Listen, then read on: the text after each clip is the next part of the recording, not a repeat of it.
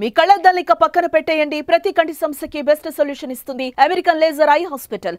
Big boss season 8 లో ఏ range లో ట్విస్ట్లు ఉంటాయో ప్రత్యేకంగా చెప్పనక్కర్లేదు. ఇప్పటికే ఏ సీజన్ లో లేనట్టుగా క్లాన్స్ పేరుతో మొదలు పెట్టారు. అది కాస్త సూపర్ హిట్ అయింది.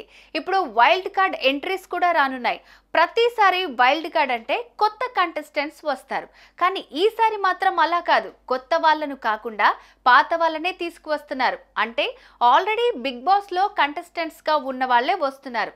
మరి వాళ్ళు ఎవరు, ఎంతమంది వస్తున్నారు, ఎప్పుడు వస్తారు?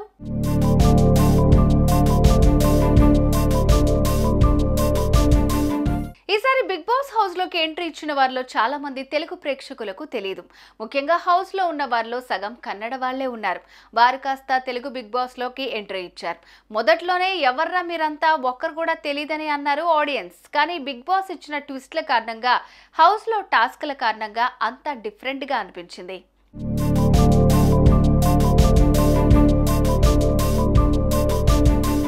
తాజాగా ఆ వారం వైల్డ్ కార్డ్ ఎంట్రీలు ఉంటాయని ముందుగానే హోస్ట్ నాగార్జున చెప్పారు.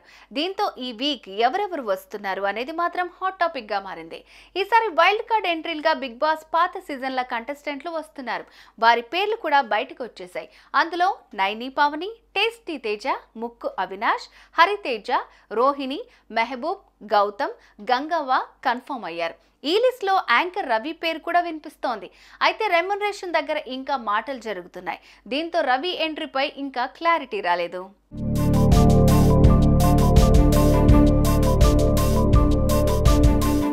రీ ఎంట్రీలో వచ్చిన వారిలో హరితేజ సీజన్ 1 లో ఉండగా, రోహిణి సీజన్ 3 లో కనిపించింది.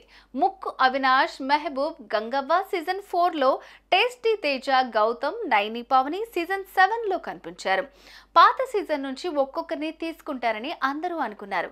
కానీ అలా కాకుండా సూపర్ హిట్ అయిన సీజన్ 4, 7 నుంచి ఎక్కువ మందిని తీసుకున్నారు.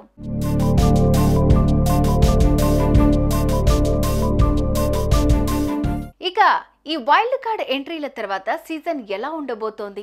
ఇప్పుడున్న వారు, కొత్తగా వచ్చేవారు ఎలా ఆడతారు? సీనియర్స్ వర్సెస్ జూనియర్స్ గా సీజన్ మారబోతోందా? ఎలా ఉంటుంది అనేది వేచి చూడాలి. మరి మీరు ఈ సీజన్లో ఎవరు గెలుస్తారని ఎక్స్పెక్ట్ చేస్తున్నారు? కామెంట్స్లో చెప్పండి.